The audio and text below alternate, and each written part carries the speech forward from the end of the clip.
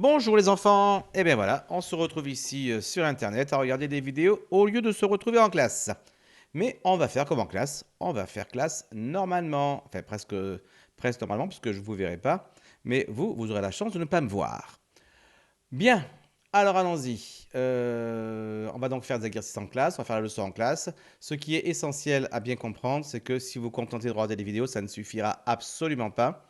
Il faut que vous ayez votre cahier avec vous, que vous fassiez les exercices sur le cahier, que vous copiez les leçons, que vous les appreniez, que vous fassiez tout normalement. Sinon, lorsqu'on va rentrer et qu'ils vont vous dire «Oh, dans 2 jours, c'est le brevet», ça risque de poser quelques petits problèmes. Alors, tout le monde a évidemment mis en pause et est allé chercher son cahier. Voilà, tout le monde. Bon, donc normalement, maintenant, tout le monde a son cahier avec lui. Bon, on va faire semblant de croire que c'est vrai. Et on va continuer. Bien, alors on avait cet exercice à finir. Enfin, vous aviez cet exercice à terminer.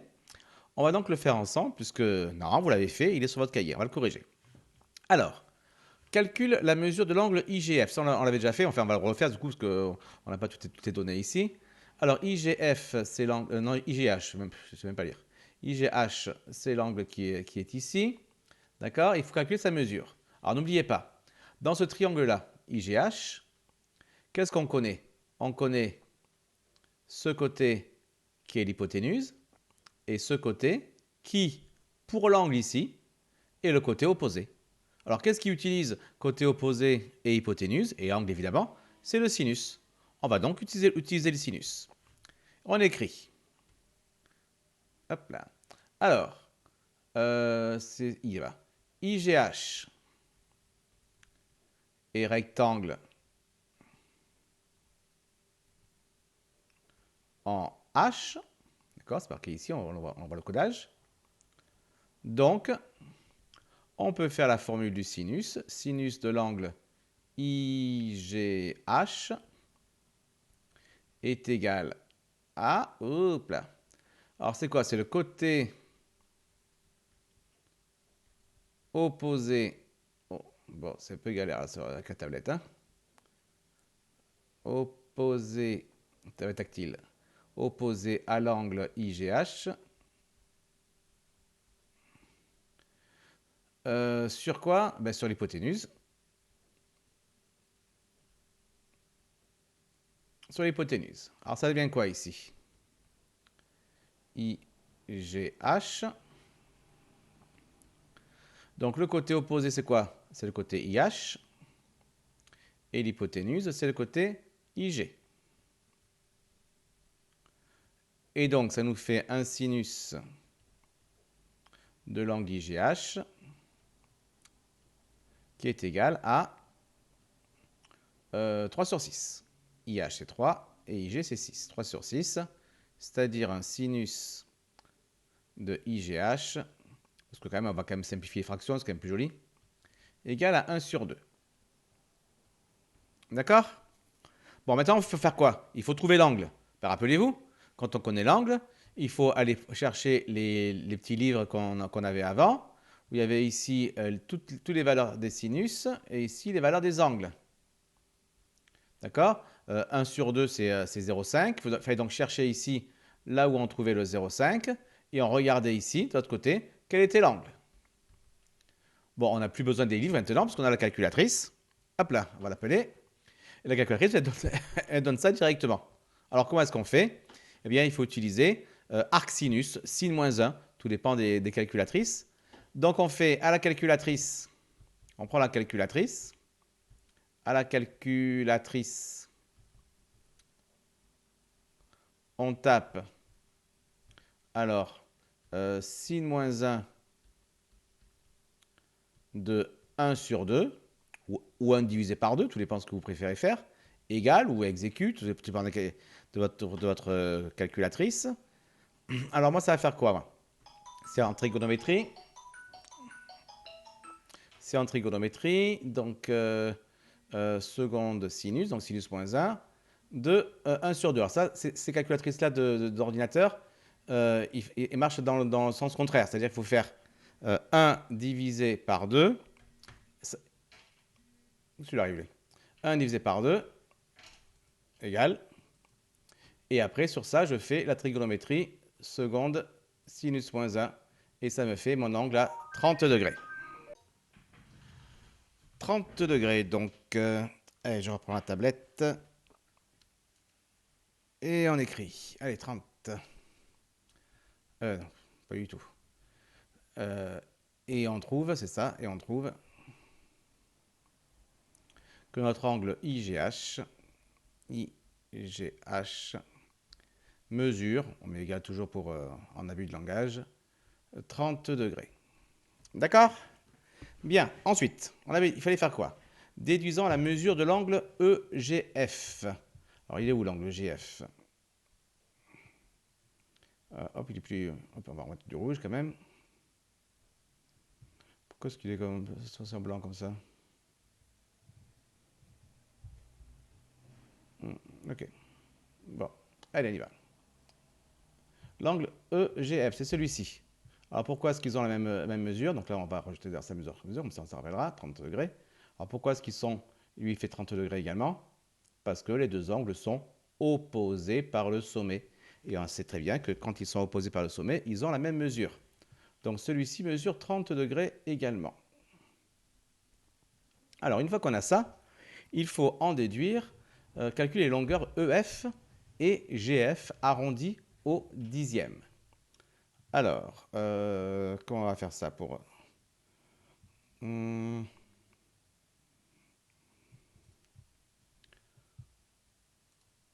ce soit facile à faire. Ah mais sauf que je suis en rouge, ça va pas être terrible. Voilà, on efface ce tableau. Alors, il faut donc maintenant...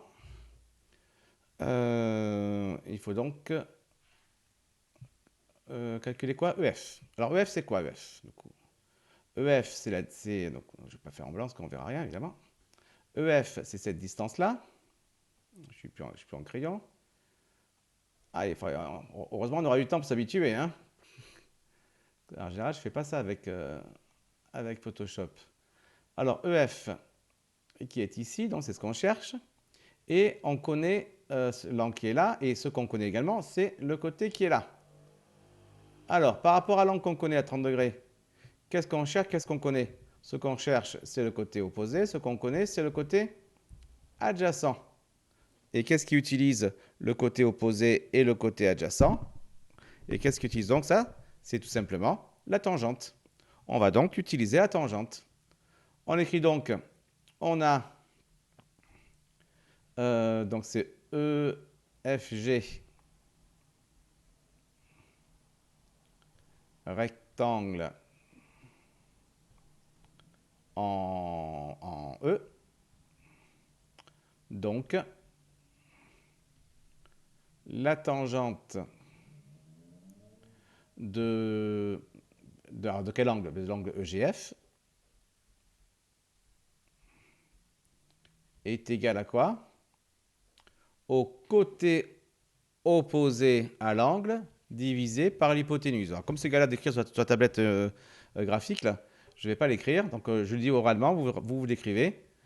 Côté opposé à l'angle GF sur côté adjacent à l'angle GF. Alors, c'est quoi le côté opposé? Ben, c'est EF. C'est quoi le côté adjacent? C'est EG. Alors, qu'est-ce que je cherche? Ben, ce que je cherche, c'est EF. Il va donc falloir que je fasse un produit en croix. EF multiplié par 1, donc ça fait EF. EF, qui sera donc égal à l'autre croix, l'autre partie de la croix, EG, multiplié par tangente de EGF, de l'angle EGF. Alors, ça nous fait combien ça? Ça nous fait EF égale, alors EG, ça vaut combien? Ça vaut 3, multiplié par tangente de l'angle qui vaut 30 degrés. D'accord? On prend une calculatrice après. Et on fait donc 3 multiplié. Alors vous tapez tan 30 Mais cette calculatrice-là, elle fait dans l'autre sens. Il faut taper 30 tan, 30 tangente, et on fait égal.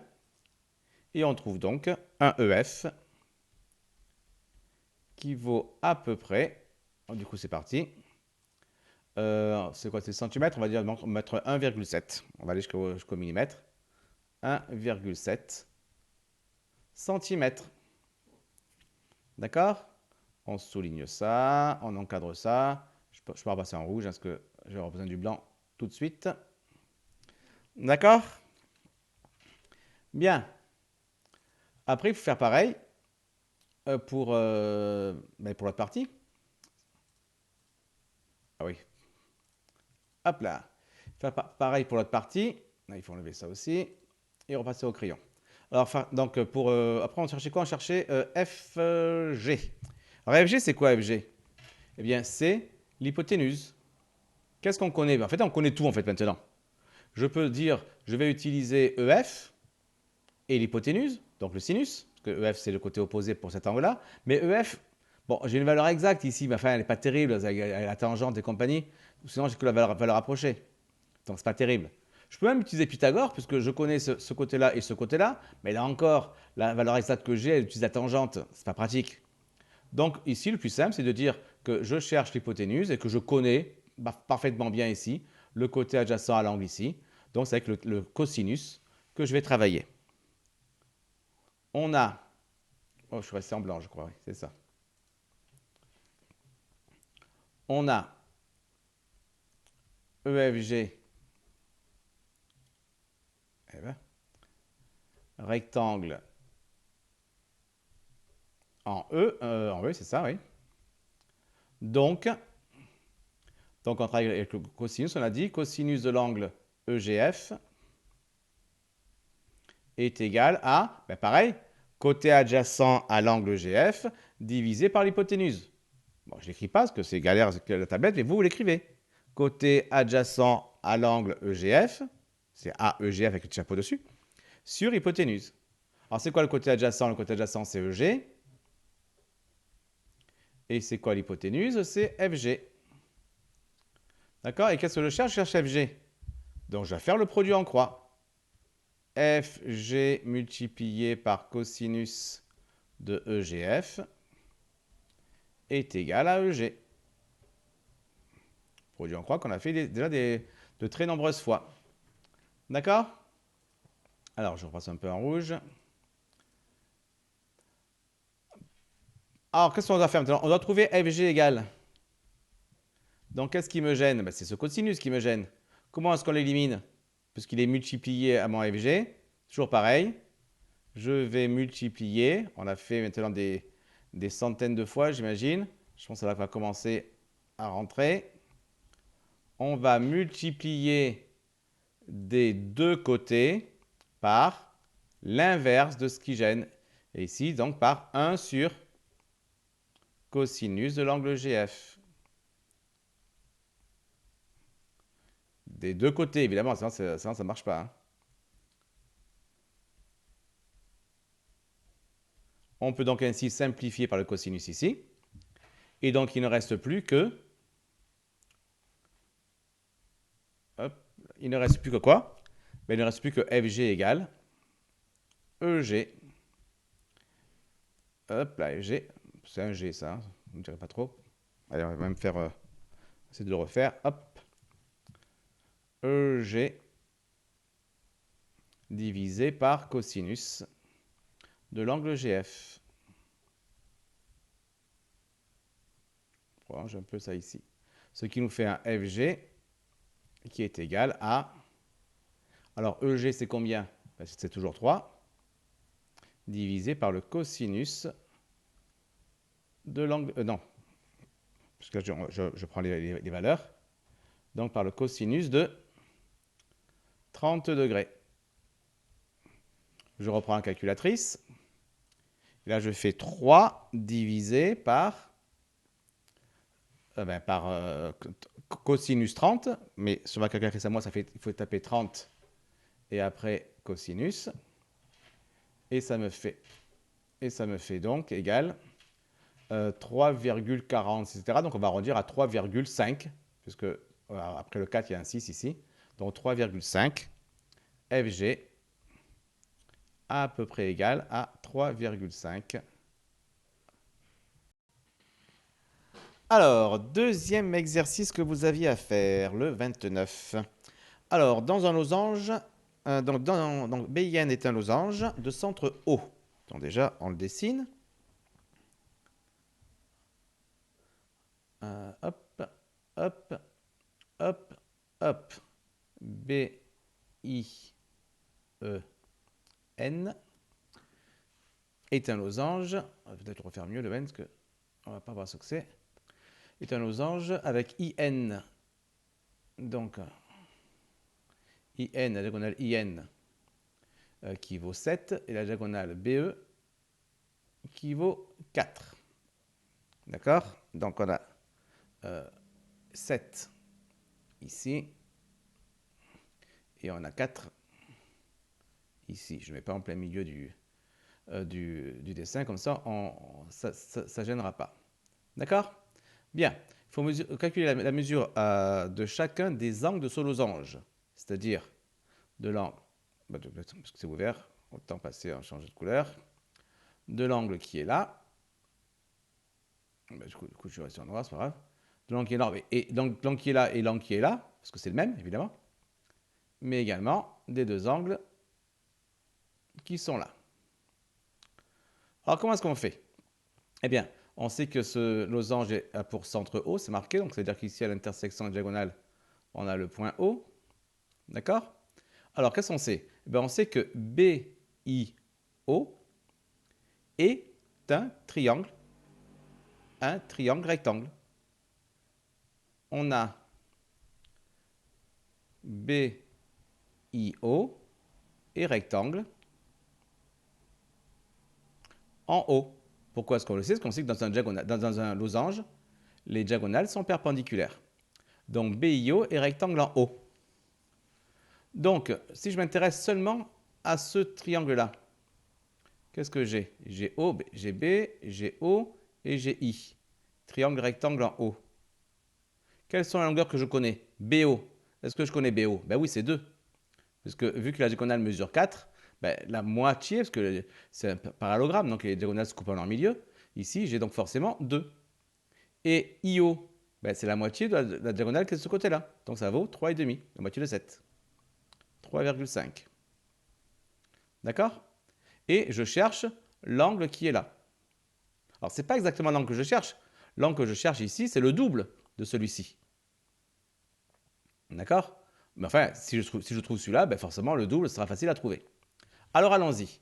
Qu'est-ce que je connais ici par rapport à cet angle-là? Je connais ce côté qui est le côté adjacent et je connais ce côté qui est le côté opposé. Donc, je vais pouvoir trouver la valeur de l'angle. Alors, ça nous fait quoi? Donc, on a dit qu'il était rectangle. Donc, on peut donc utiliser la formule de la quoi d'ailleurs pour ça? Puisque je connais le côté adjacent et le côté opposé. La tangente, c'est ça. La tangente de l'angle OBI, qui est égale à quoi?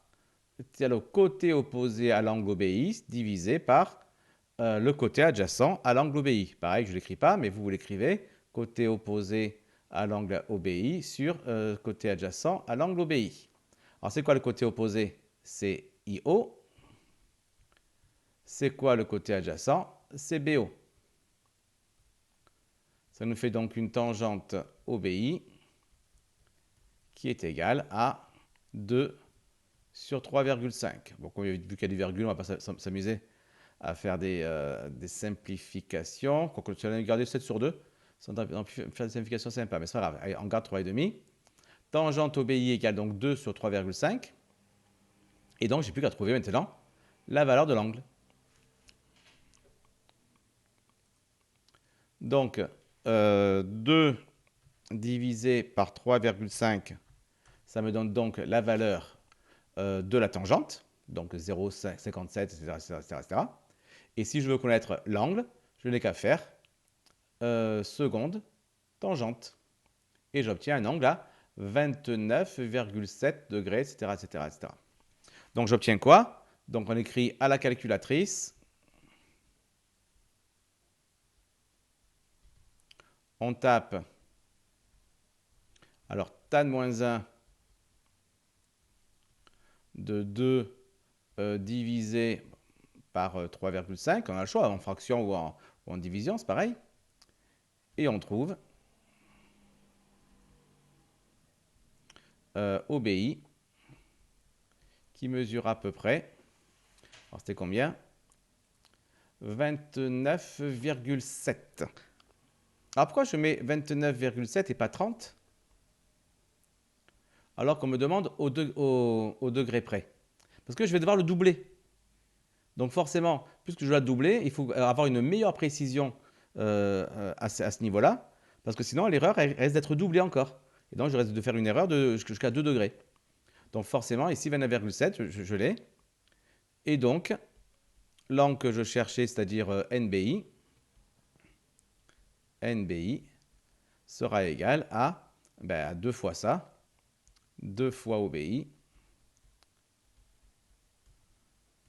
ce qui va faire un NBI qui sera égal, toujours pareil avec l'approximation de dire égal, alors que c'est mesure, 2 fois 29,7, je vais même garder la valeur complète, pas exacte, mais complète que j'ai de la calculatrice, fois 2, et ça me fait égal 59,4, c'est 48, donc 59,5 même si j'arrondissais au dixième, mais c'est 59 degrés si j'arrondis seulement au degré. Et vous voyez, si j'avais mis ici 30 en faisant x2, j'aurais eu 60. Alors qu'on voit bien ici que la valeur arrondie, c'est pas 60, c'est 59. On n'est pas encore à 59,5. Donc c'est bien 59 degrés qui est la bonne valeur. D'accord?